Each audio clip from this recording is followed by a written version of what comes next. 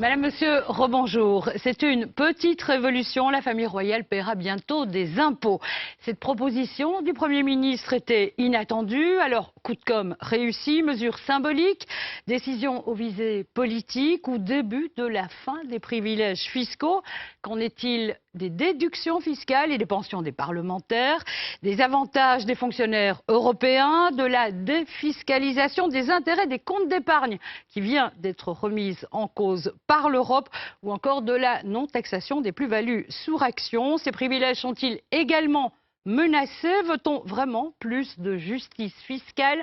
On en débat. Marco Vanès, vous êtes l'auteur d'un livre qui s'intitule « Les riches aussi ont le droit de payer des impôts ». Bah oui, vous l'avez pris. Bon, alors vous êtes content, là, les riches, la famille royale va payer des impôts. Mais effectivement, la famille royale fait partie des grandes fortunes de notre pays.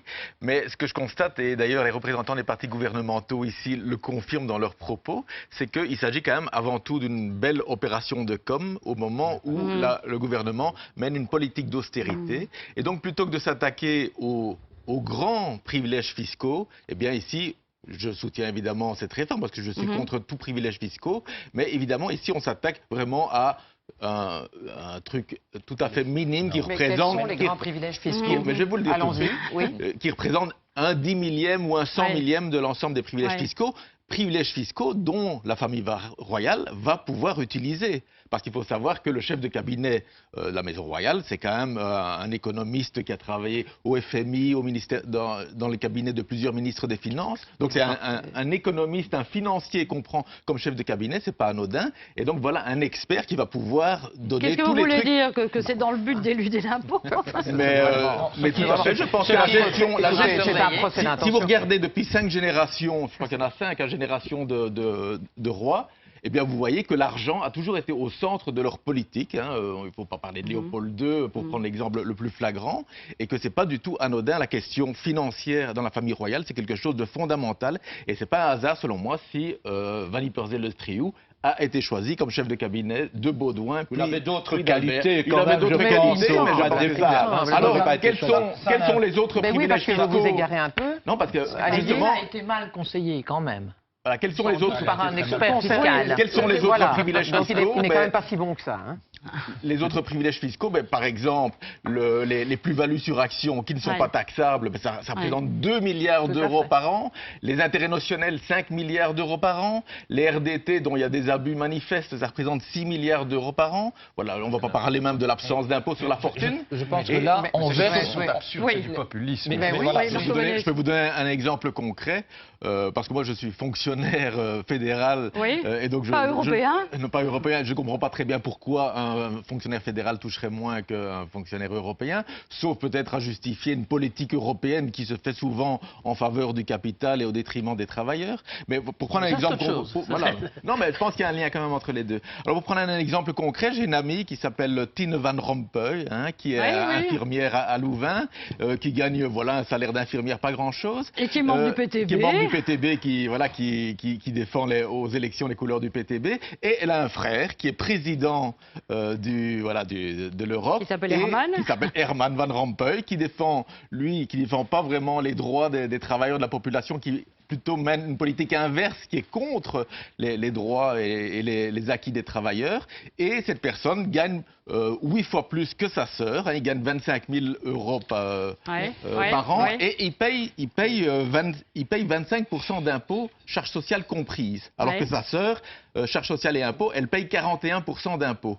Donc voilà, quelque part, moi je me rends compte que les privilèges souvent sont liés à la défense de privilèges encore supérieurs. Parce que tout ça, c'est pour mener une politique qui favorise quand même une politique européenne ultralibérale. Ça, c'est votre point de vue. Mais bon, on a bien compris. Non, c'est le point de vue de la population qui se rend compte de la réalité des choses. Il y a quand même un problème, je pense, et que la population ne peut pas comprendre, c'est que, on a des parlementaires qui gagnent quand même, ils réduisent peut-être de 5% leur rémunération, mais 5%, il faut voir d'où on part, ça ne représente pas grand-chose comme diminution. pour un salaire qui est 3 ou 4 fois celui du revenu médian, du salaire médian en Belgique. Et donc, ce qui pose problème, je pense, à la population, et va peut-être m'accuser de populisme encore, mais c'est de voir qu'il y a quelque part le principe de faites ce que je dis parce que je fais, ou faites ce que je vote parce que... Non, mais attendez, laissez-moi parler. Parce que voilà, on impose un blocage des salaires à des gens qui ont des salaires déjà bas, et alors que les parlementaires ont des salaires 4 fois plus élevés. On peut répéter la même chose au niveau des pensions, parce qu'on a augmenté la carrière, mais c'est toujours pas la carrière d'un travailleur ordinaire. Et les pensions, ça n'aurait aucun sens. Là où il y a un vrai privilège, il n'y a personne qui peut atteindre ce nombre d'années de mandat. Il faut Oui, attendez pas tous en même temps, on a bien compris. Je termine, mais votre on attaque les chômeurs, il y a des plans contre les chômeurs, mais on voit des parlementaires qui, lorsqu'ils terminent une fin de carrière au Parlement, reçoivent 621 millions d'euros. Ça, c'était l'ancien régime. C'était le vrai privilège. Un libéral comme vous. Donc, il a eu 621 000 euros. On a bien compris. Mais ce qu'on constate, d'abord, je suis pour le maintien de cette exonération, parce que ce qui est fort, c'est que le gouvernement est par pour le l'État... maintien d'un avantage fiscal, là, très clairement.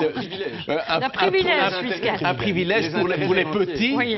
Parce que je défends une taxation des gros patrimoines, des grandes fortunes, et pas des petits. Mais donc, j'ai une solution au niveau budgétaire, c'est que on sait que cet avantage, quand même, profite indirectement aux banques parce que ça leur permet, à travers des livrets d'épargne, de mettre des taux très bas.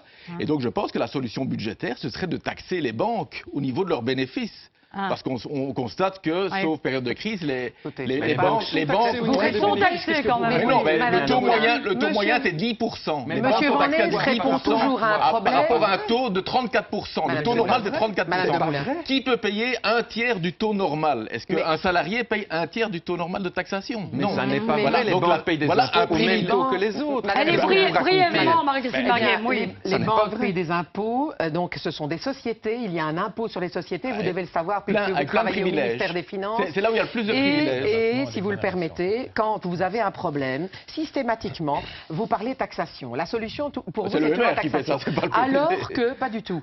Pas du tout. C'est justement là que vous flanchez. Parce que nous ne disons pas ça. Nous disons il faut rediriger cette épargne vers l'économie réelle. Et nous devons demander à nos banquiers, le gouvernement doit inciter les banques à utiliser cette épargne, cette vaste épargne, vers l'économie réelle. Pendant 12 ans, le MR était une machine à privilèges fiscaux. Pendant 12 ans de règne de reine d'Est, on a inventé les intérêts les amnisties fiscales. Moi d'abord, je me rappelle que le leader, à une époque, le leader en matière de livret d'épargne, c'était la CGR. On l'a privatisé, c'est devenu Fortis.